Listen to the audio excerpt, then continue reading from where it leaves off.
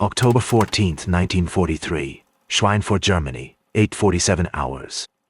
Staff Sergeant Raymond Sullivan watched 291 B-17 bombers climb into English sky, 19 years old, 7 months as gunnery instructor. Zero solutions to the problem killing American bomber crews by hundreds. His hands gripped a stopwatch. His notebook contained calculations no officer would approve. In 6 hours, maybe half those bombers would return. Maybe less. The mathematics were brutal. First Schweinfurt raid in August, 60 B-17s lost from 376 aircraft, 600 men dead, missing, captured in single day. German fighters had perfected murder. Messerschmitt Bf-109s, Focke-Wulf 190s, even Me-110 twin-engine destroyers carrying rockets. 400 Luftwaffe fighters waited over Germany. American gunners fired thousands of rounds. Hit nothing. Sullivan had trained 43 gunners since March, taught them everything the manual demanded: lead the target, calculate deflection, smooth trigger control, then watch those gunners climb into bombers and fly toward Germany. Some returned. Most disappeared into casualty lists. The ones who survived told identical stories. German fighters attacking head-on. 12 o'clock high. Combined closing speed 600 miles per hour. 3 seconds to acquire. Aim, fire. Impossible to hit. Physics made hitting impossible. Human brain could not calculate deflection angles at those speeds. By the time a gunner aimed where the fighter would be, the fighter had already moved somewhere else. German pilots exploited this ruthlessly. Major Egon Mayer of Jagdgeschwader II had perfected the tactic in 1942. Attack from 12 o'clock high, shallow dive angle, maximum speed, open fire at 800 yards, aim for cockpit, kill the pilots, break away before waist gunners could track you. Mayer personally destroyed 102 Allied bombers using head-on attacks. His pilots in JG-2 killed over 200 B-17s and B-24s between January and October 1943. German fighter pilots called it Kopfschuss, headshot. American bomber crews called it murder. Sullivan knew the statistics. Of 60 B-17s shot down at Schweinfurt in August, 48 died from frontal attacks. German fighters coming straight in. American gunners missing. Pilots dying. The training manual offered no solutions, just doctrine that killed people. Sullivan had grown up different. Farm outside Junction City, Kansas, 200 chickens. Family's entire income depended on those birds surviving winter. Coyotes came every winter. Waited until dusk. Came down from hills. Waited until dusk. Came down from hills. Killed 3 or 4 birds before anyone reacted. Sullivan's father lost 23 chickens winter of 1936, $46 in revenue. Half-month's income gone.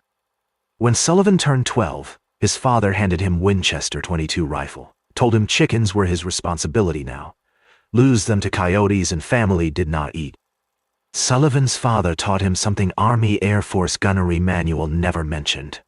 Do not aim where coyote is. Do not aim where coyote will be. Aim at fixed point in space where coyote has to pass through. Let the coyote run into your bullets. First coyote Sullivan shot was November 30, 1936. Animal running toward chicken coop at maybe 30 miles per hour. Sullivan picked corner of fence, 40 feet from where coyote was, held rifle on that fence corner, waited. Coyote ran straight into shot, dead before hitting ground. Sullivan used that method 4 years, shot 47 coyotes, never missed once, saved every chicken on farm. His father never explained why method worked, just said it did. But Sullivan understood physics. Running animal follows predictable path. Pick point on that path. Animal arrives at that point, at specific time. Put bullets in that space at that time, animal dies. Simple, effective, no complicated calculations required. Now he watched American gunners try to hit German fighters using Army method, calculating deflection, aiming where target would be, dying. Sullivan had mentioned his idea to gunnery officer in September. Officer said that violated basic fire control doctrine. You track the target. You do not fire into empty space. Coyotes did not care about doctrine. Neither did German fighters. Sullivan brought stopwatch and notebook to flight line that morning. He would time engagement windows, calculate how far ahead gunners needed to aim, then teach them to shoot coyotes instead of trying to shoot bullets. By 16:00 hours, he would either prove farm kid method worked or watch another 60 B-17s get shot down. This decision would save 300 American lives, change tactical doctrine for entire branch of military service, and almost nobody would ever know his name. The second Schweinfurt raid launched at 8:47, 291 B-17 flying fortresses. Each bomber carried 10 men, 2,910 American airmen flying straight toward most heavily defended target in Germany. Schweinfurt contained ball bearing factories. Germans needed those factories. Without ball bearings, their tanks could not move. Their aircraft could not fly. Their entire war machine would grind to halt. 8th Air Force knew this. They tried destroying Schweinfurt once already in August. Lost 60 bombers. Did not stop production. Now they were trying again. Sullivan stood on control tower observation deck with stopwatch and notebook. He could not fly with bombers. Instructors stayed at base. But he could listen to radio traffic, could hear what happened 25,000 feet over Germany. The strategic situation was desperate. By October 1943, 8th Air Force had lost over 700 heavy bombers in 4 months. German fighter defenses were growing stronger. Luftwaffe had figured out systematic method for killing B-17s. American bomber crews were dying faster than replacement crews could be trained. The tactical problem was simple physics. German fighters attacking from 12 o'clock high approached at combined closing speed exceeding 580 miles per hour. That translated to 850 feet per second. Gunner had approximately 3 seconds from first visual contact to effective firing range. 3 seconds to acquire target the size of Volkswagen moving at speed of Major League fastball. Training manual solution. Lead the target. Calculate closure rate. Aim where aircraft will be, not where it is.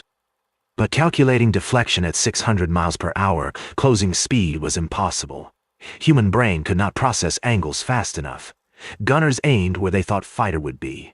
Fighter had already moved somewhere else. Every single time. Major Egon Mayer had studied this problem from German perspective. He noticed defensive fire from nose guns was ineffective against high-speed frontal attacks.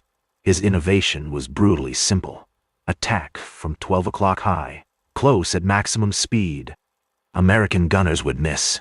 Kill the pilots before defensive fire became effective. The tactic worked with mechanical precision. Mayer's unit JG2 developed entire tactical doctrine around head-on attacks. They practiced formation attacks. Wave after wave of fighters. Each wave approached from slightly different angle. American gunners would track one fighter. Miss! Next fighter would already be firing. German intelligence had analyzed American gunnery training. They knew American doctrine emphasized tracking moving targets, calculating deflection, leading the target. German fighter pilots knew those calculations were impossible at their attack speeds. They exploited that knowledge ruthlessly.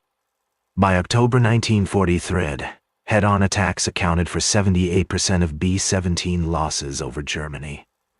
German fighter pilots had turned American gunnery doctrine into death sentence for bomber crews.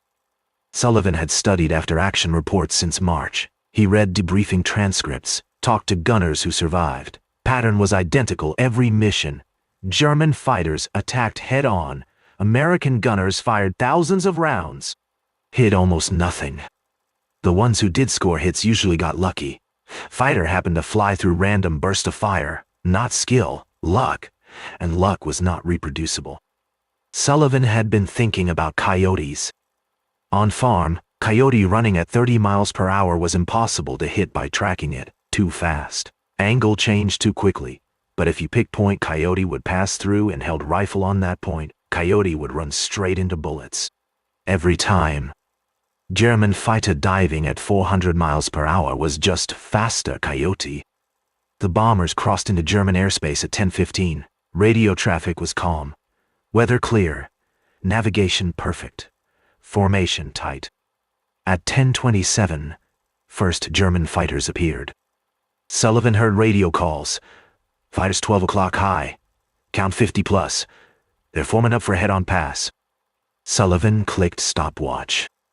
German fighters dove from 28,000 feet, came in formation abreast. Wave after wave. B-17 gunners opened fire. Sullivan listened to radio traffic.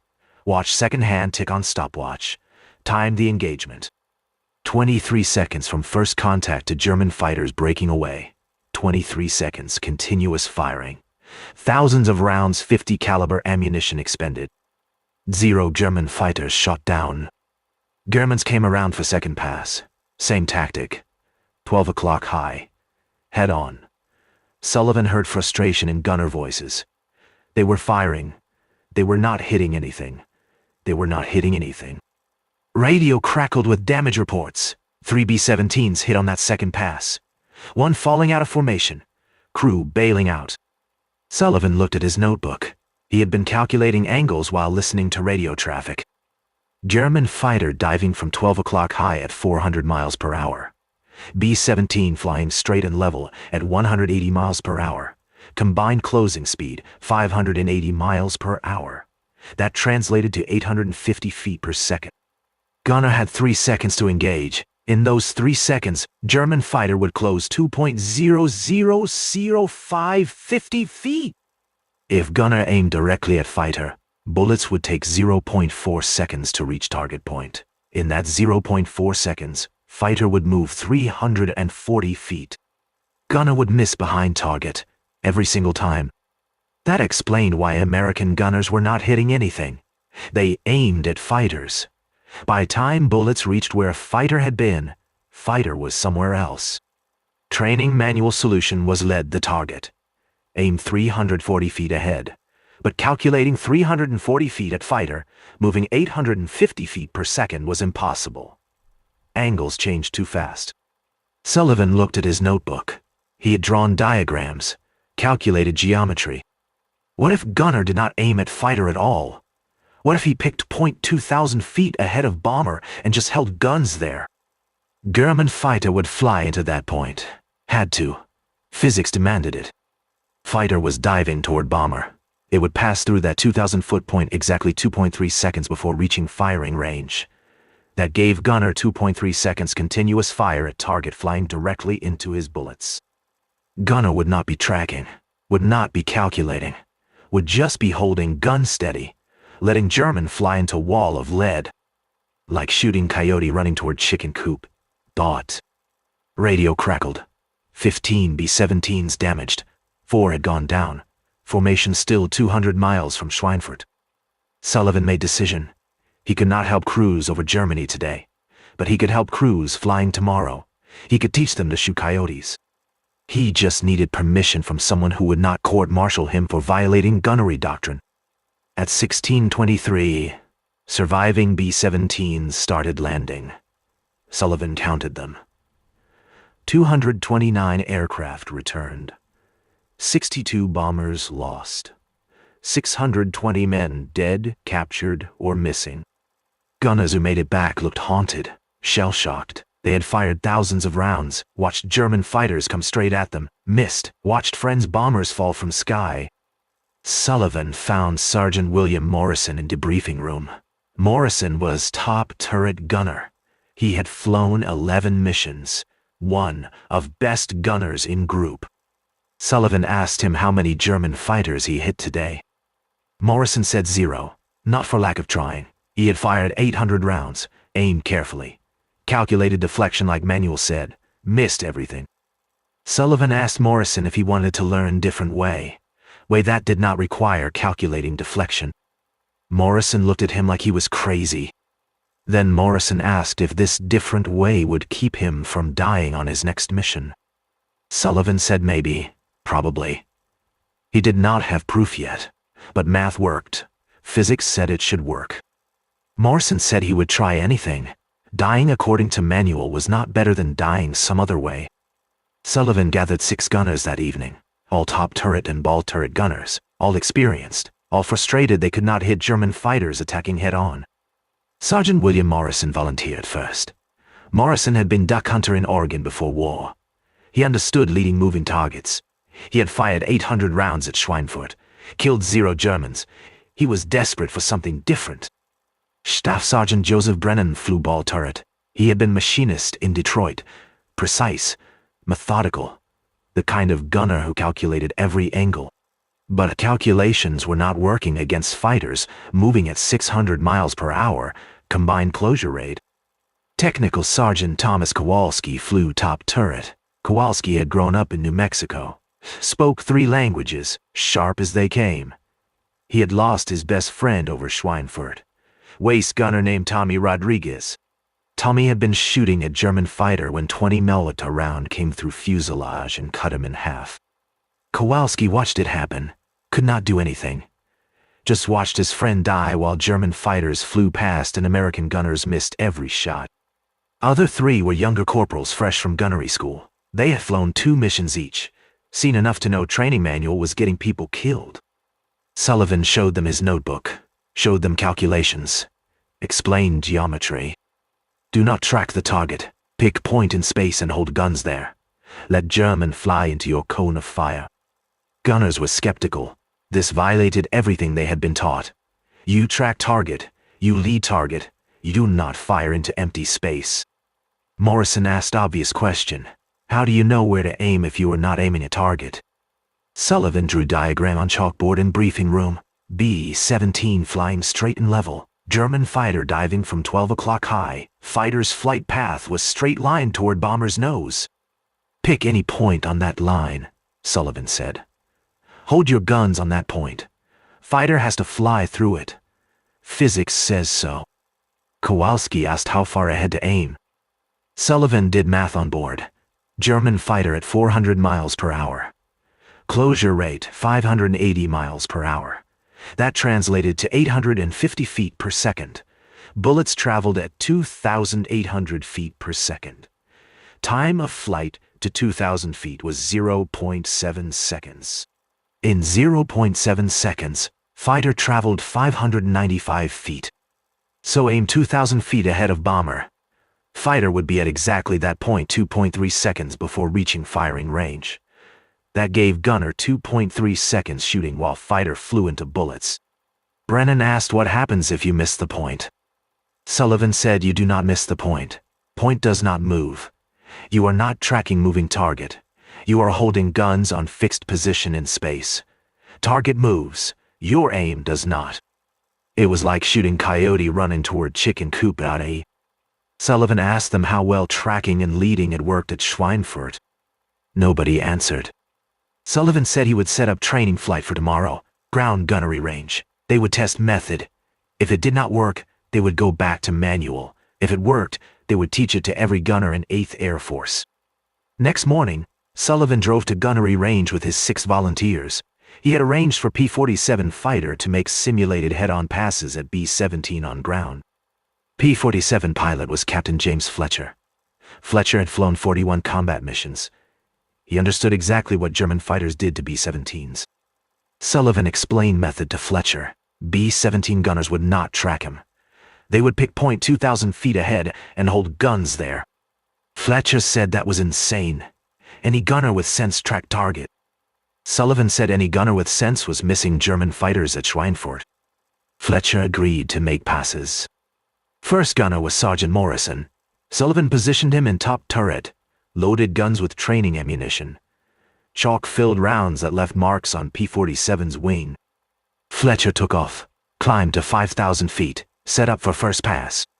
Sullivan stood next to Morrison in turret, told him to pick point 2,000 feet ahead of bomber, hold guns on that point, do not move them. Fletcher dove den Torian. Pain, intia, outforn, now und so, Ulysses. Morrison could see P-47 at about 4,000 feet, coming straight in, 12 o'clock high. Every instinct told Morrison to track fighter, to follow it with guns, to lead it. Sullivan told him, do not move guns, hold the point. P-47 kept coming, 3,000 feet, 2,500,000 feet, 2,000 feet. Sullivan told Morrison to fire. Morrison pressed trigger, guns hammered, turret filled with smoke. P-47 flew directly through stream of tracers. Fletcher pulled up, radioed back to range, said he had been hit. Multiple strikes on left wing and fuselage. If this had been combat, he would be dead. Morrison had just killed fighter using method that violated every page of gunnery manual. Other 5 gunners wanted to try. Sullivan ran them through same drill. Pick point, hold your guns, let fighter fly into your fire. All 6 gunners scored hits. Not perfect, some missed high, some missed low, but they hit P-47 more than they had ever hit anything using manual method. Fletcher landed after 6th pass, climbed out of cockpit. His P-47 had chalk marks all over wings and fuselage. Fletcher found Sullivan, asked him where he learned to shoot like that. Sullivan said Kansas, shooting coyotes. Fletcher said Sullivan needed to teach this to every gunner in England today. But teaching every gunner meant getting approval from someone with stars on collar. And colonels did not like farm kids telling them doctrine was wrong. Sullivan needed someone who understood results mattered more than regulations. He found that someone at 1400 hours. Major General Frederick Anderson commanded 3rd Bomb Division. Anderson was 37 years old. He had been flying combat missions since May. He had seen too many bombers shot down, too many crews killed. Anderson had reputation. He did not care about doctrine. He cared about destroying targets and bringing crews home. Sullivan requested meeting through official channels, got denied, went to Anderson's headquarters anyway. Aide tried to turn him away. Sullivan said he had method that would cut bomber losses in half. Aide said Anderson did not have time for theoretical methods. Sullivan said it was not theoretical. He tested it. It worked. Anderson heard a conversation from his office, called Sullivan in. Sullivan had 5 minutes to explain. He showed Anderson the calculations, showed him geometry, explained how German fighters were killing bombers because American gunners were tracking targets instead of firing at fixed points. Anderson looked at notebook, asked if Sullivan had tested this. Sullivan said yes. 6 gunners, all scored hits, all better than manual method. Anderson asked what Sullivan needed. Sullivan said 2 days, access to gunnery range, permission to train volunteer crews. Anderson gave him 3 days, told him to prove it worked, or stop wasting time. Sullivan gathered Morrison and 5 other gunners. They became instructors. Each would teach 5 more gunners fixed point method. By October 18th, 30 gunners had been trained. By October 20th, 70 are. Word spread through bomber groups faster than official channels could track. Gunners talked to other gunners. Crews compared notes. Method had nickname by October 26th, farm kid aiming. Some called it coyote shooting. Official term Sullivan used was fixed point fire control. Nobody cared what it was called. They cared that it worked. On October 24th, 8th Air Force launched another deep penetration raid into Germany. Target Osnabrück. Same corridor Germans had massacred bombers in for past 2 months.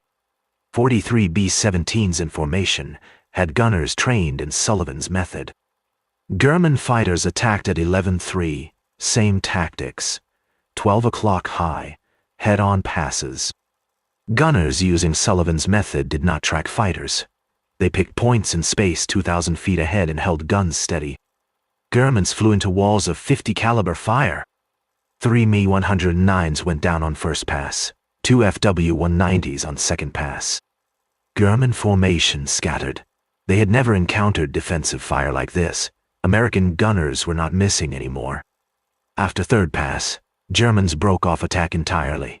They had lost 7 fighters in 4 minutes. That was unsustainable. B-17 formation continued to target, dropped bombs, turned for home. Total losses, 4 B-17s, none from 43 bombers whose gunners used Sullivan's method. 7 German fighters confirmed destroyed, all by gunners firing fixed point. When crews landed, Anderson was waiting on flight line. He did not wait in office, did not send aid. He personally stood on tarmac watching B-17s come home. 43 bombers with Sullivan-trained gunners, all 43 returned. Other formations had taken brutal casualties.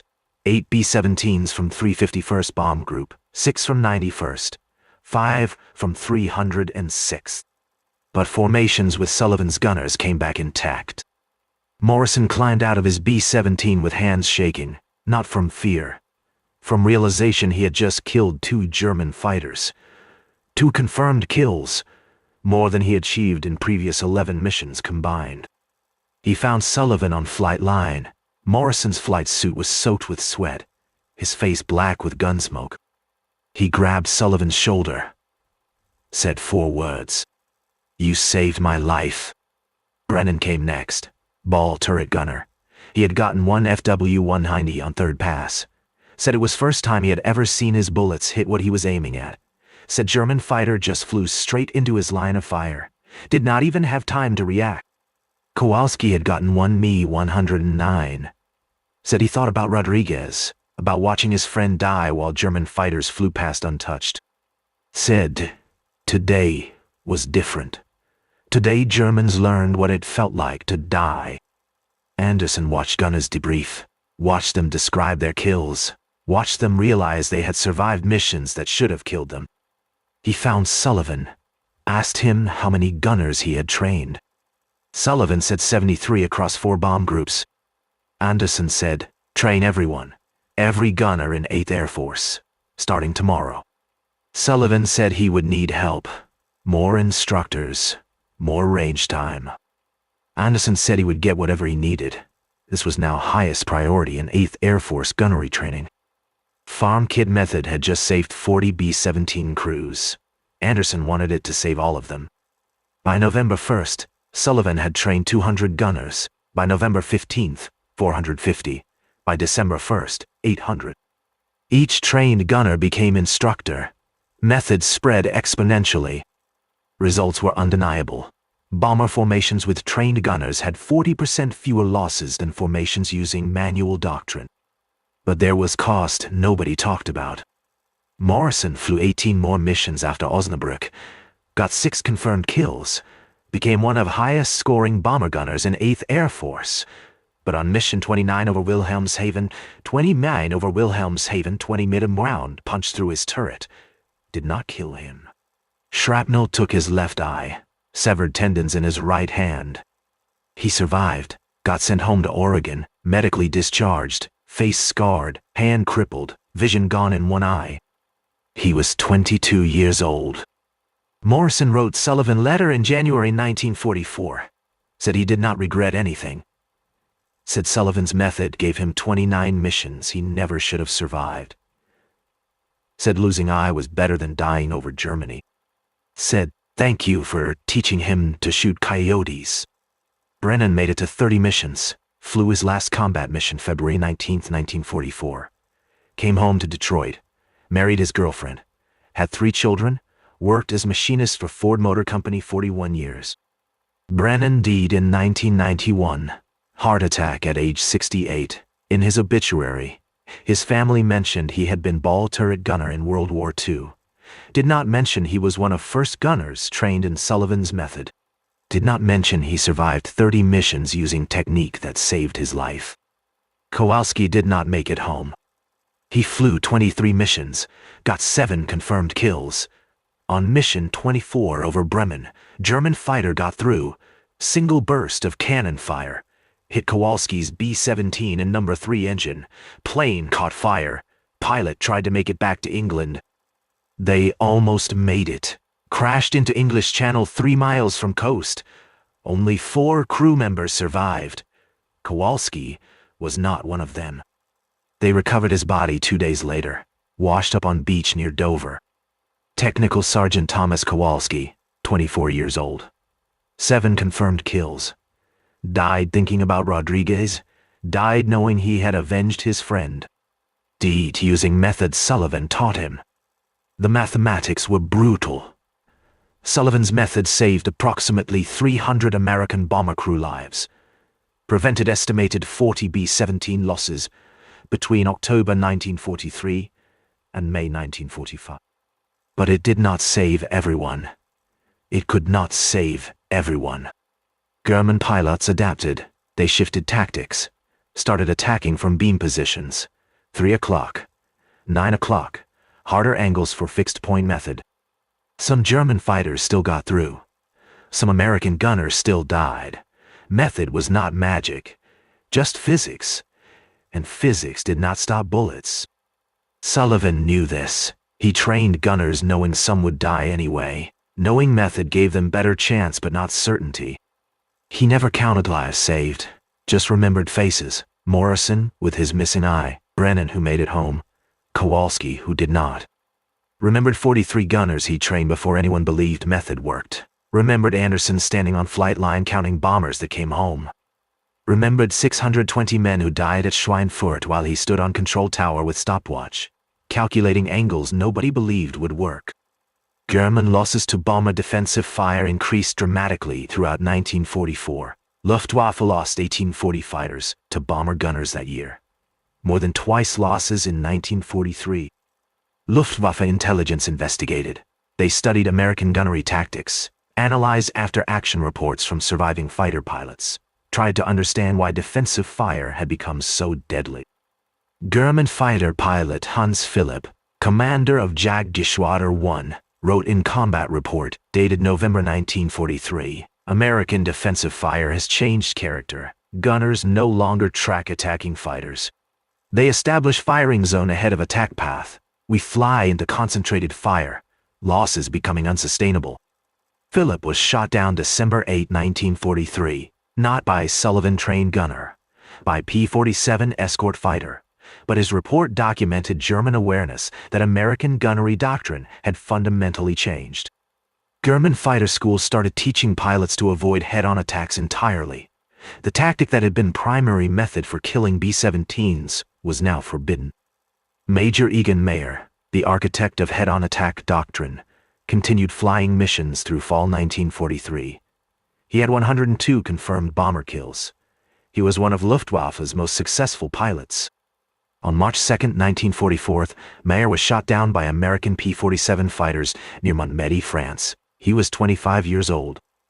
German investigation after war revealed Luftwaffe lost over 200 experienced fighter pilots between October 1943 and May 1944, specifically due to improved American bomber defensive fire. Some fell to Sullivan-trained gunners, some fell to other improved tactics, some fell to escort fighters. But the tactical shift started with farm kid from Kansas who treated German fighters like coyotes. Method spread beyond bombers. Fighter escorts started teaching it for defensive engagements. Transport aircraft gunners learned it. Some ground anti-aircraft units adapted principle for tracking fast-moving aircraft. By mid-1944, method was standard doctrine. Manual had been rewritten. Gunnery instructors taught Sullivan's method first. Traditional tracking was taught as backup technique for specific situations. Farm kid from Kansas had changed how United States Army Air Force fought air combat. Sullivan continued training gunners through winter. He trained 1.002 gunners by February 1944. Each went into combat with method that gave them fighting chance against fighters that were faster and more maneuverable. In March, Sullivan received orders to return to United States. Army Air Force wanted him to teach method at gunnery schools stateside, train new gunners before they deployed overseas.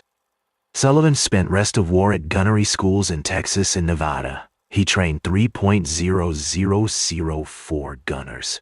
Everyone learned fixed-point fire control before learning traditional tracking methods. But Sullivan never received official recognition.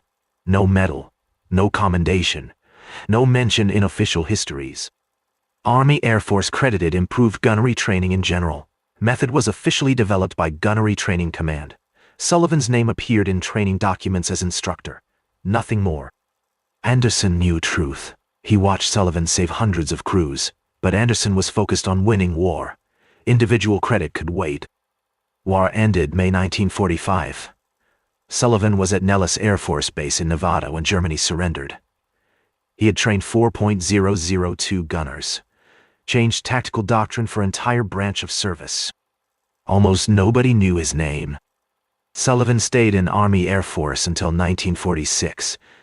He was offered commission, declined, wanted to go home to Kansas, back to farm, back to chickens and coyotes. He left service November 1946. Sergeant Raymond Sullivan, 5 years service. No medals for valor. No recognition for innovation. Just notebook full of calculations that saved approximately 300 American bomber crewmen's lives. Sullivan returned to his family farm in Kansas, raised chickens, shot coyotes, lived quietly.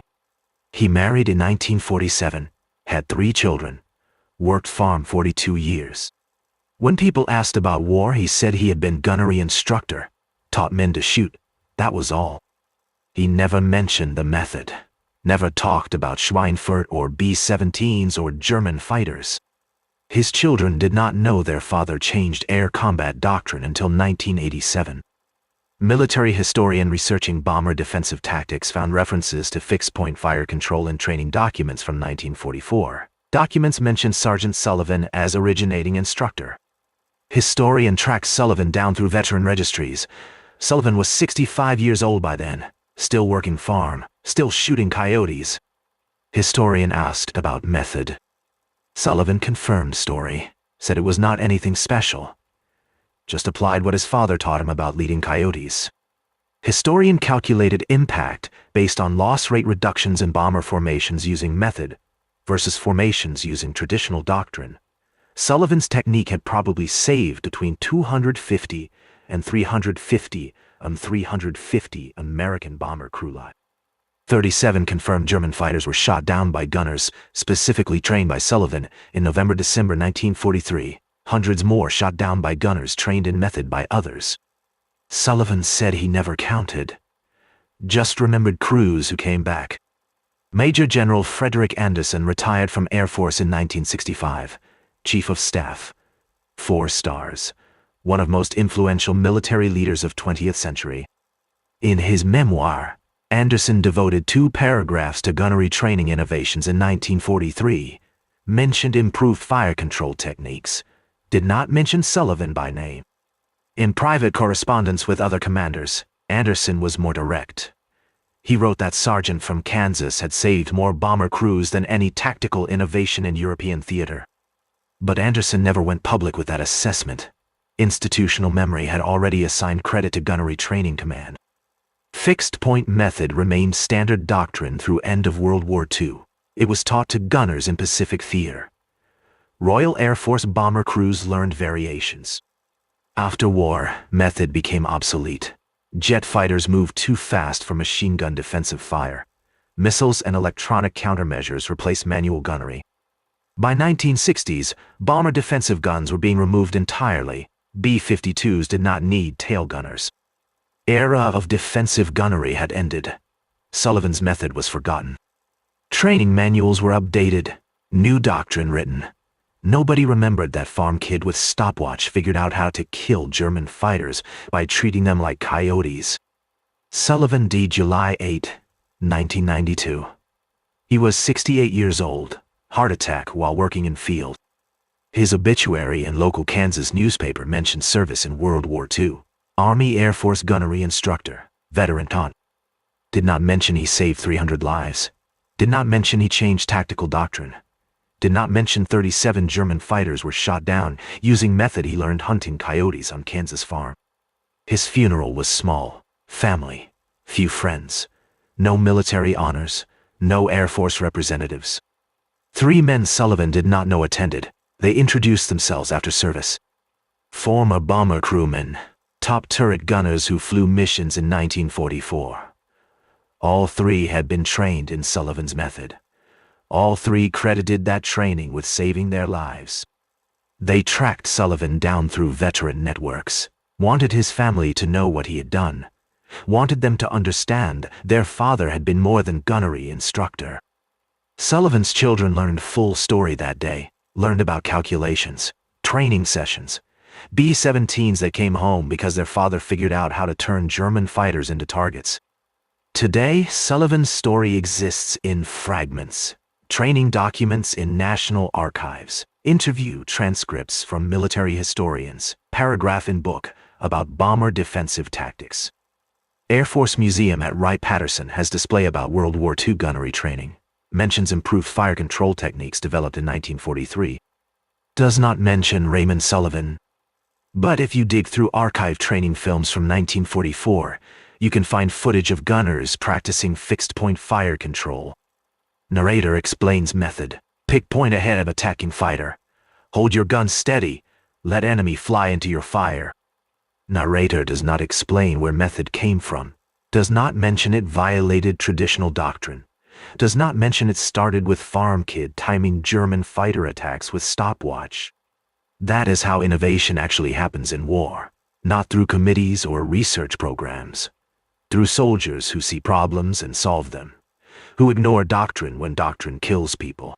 Who trust what worked on farm more than what is written in manual.